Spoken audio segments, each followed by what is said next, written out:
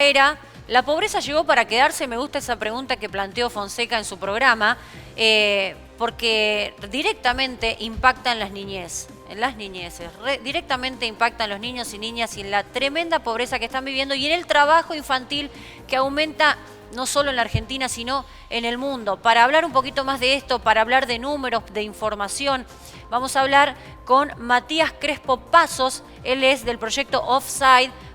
Bueno, los tenemos de manera Zoom, para poder conversar un poquito y desnudarnos de la situación actual. Matías, gracias por atendernos. Buen día, bienvenido a la mañana del C.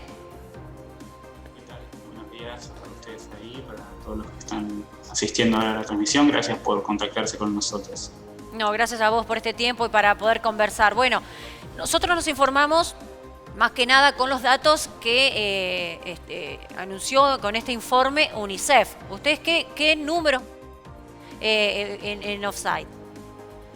Bien, primero comentarte, bueno, el proyecto Offside del que formo parte es una iniciativa de la Organización Internacional del Trabajo, de la oficina en Argentina, y justamente este año, que es un año muy particular para esta problemática, porque ha sido declarado el Año Internacional contra el Trabajo Infantil, se han generado distintas evidencias, ¿no? Más aún teniendo en cuenta el contexto de la pandemia, que como ustedes mencionaban antes, digamos, tiene un impacto muy fuerte en términos de crisis económica, en términos de pérdida de ingresos para los hogares más vulnerables, en las dificultades que plantea el mercado laboral. Todas estas son dimensiones que históricamente han impactado en el aumento, digamos, de la incorporación de niños, niñas y adolescentes tempranamente Ahora al mercado seguimos laboral, con ¿no? Básicamente decime ampliando el trabajo infantil.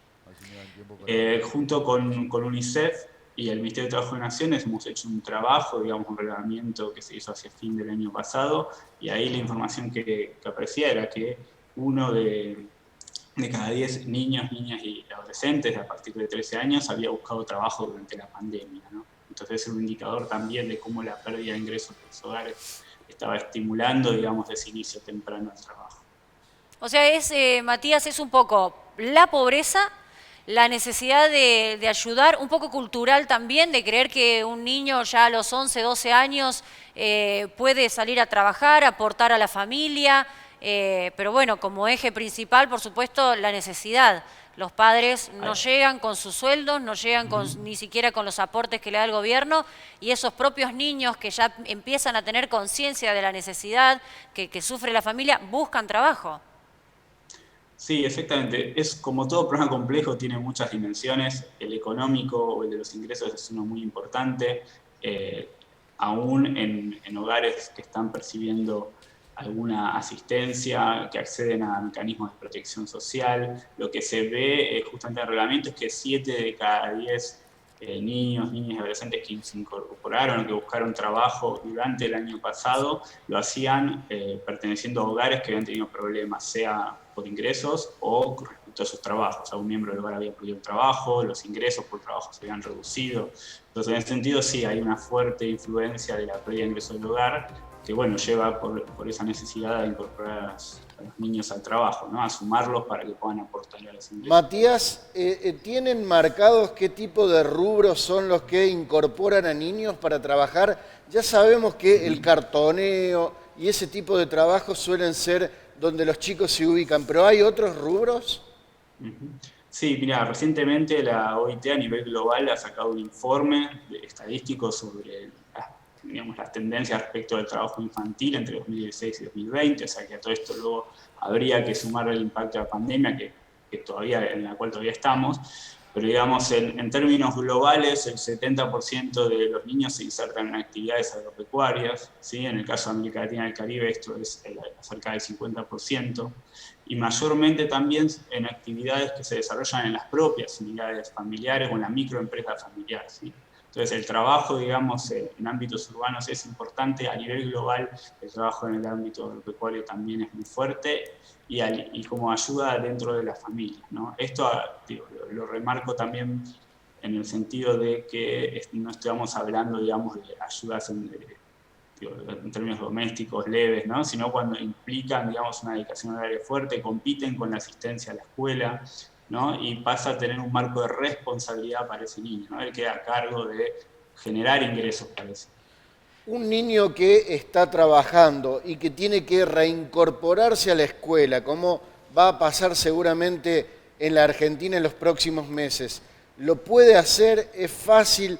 ¿Es simple o no vuelve más a la escuela? ¿Cómo lo ven ustedes a eso? Bueno, ahí habría que hacer una diferenciación en edades, ¿no? Argentina tiene una cobertura de asistencia escolar muy fuerte, digamos, casi universal para los niños hasta la escuela primaria, ¿no? Los problemas se inician a partir de la secundaria, digamos, el abandono escolar para alguien que se insertó, empezó a trabajar a los 13, 14, 15 años, es muy difícil que se reintegre a la escuela. La conexión con la educación, la asistencia a la escuela o la conexión mediante medios virtuales durante la pandemia es un elemento que frena, ¿no?, la incorporación al trabajo infantil. Es todo un desafío esa consulta, digamos, respecto de qué va a pasar. Pienso principalmente en los adolescentes, ¿no?, en los que están en los últimos años de la escuela secundaria, que por ahí empezaron a trabajar, y ese es un grupo que es mucho más difícil de volver a convocar a la escuela. Matías, el informe de UNICEF dice que son 160 millones de niños en todo el mundo que entre los 5 y los 11 años y más, por supuesto, están en el mundo laboral. Esto realmente estremece porque uno imagina que en 10 o 15 años ya es una persona que debe estar capacitada para los puestos de trabajo que se dan hoy y que no son limpiar un vidrio, estar en una ladrillería o ayudar a un emprendimiento.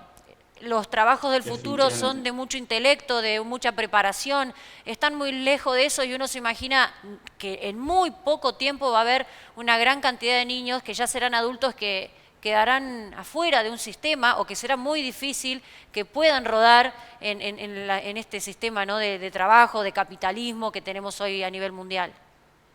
Súper pertinente el comentario. Digo, el principal impacto del abandono escolar o de incorporarse tempranamente a tareas que impiden la formación, ¿no?, y continuar con la capacitación, influye en los empleos que van a tener como jóvenes y como adultos, ¿sí? La tendencia general es que por lo general los niños se insertan en trabajos muy precarios, o sea, no solo que el trabajo infantil los saca la educación, sino que además son trabajos por lo general riesgosos, claro, precarios, y que determinan en gran medida los empleos que van a obtener en el futuro, ¿no? Esa es una gran preocupación. ¿Cómo trabaja? Sí. No, iba a hacer solo un comentario respecto a esto, el número de los 160 millones de niños, niñas que están en situación de trabajo infantil. Es la primera vez en 20 años que la tendencia se estanca, ¿no? Sí. Veníamos con una tendencia a la baja en términos proporcionales y absolutos, y este año, este último informe nos muestra que se ha estancado la tendencia, ¿no?, y que en algunas zonas del mundo se ha revertido, se ha aumentado la cantidad de niños. Bueno, y Matías, ¿cómo trabaja OFSAI, las distintas instituciones que trabajan pensando en los niños, ¿no? ¿Cómo articulan con la política, con el sector político para cambiar esta realidad, para tener una esperanza de que esto se revierta?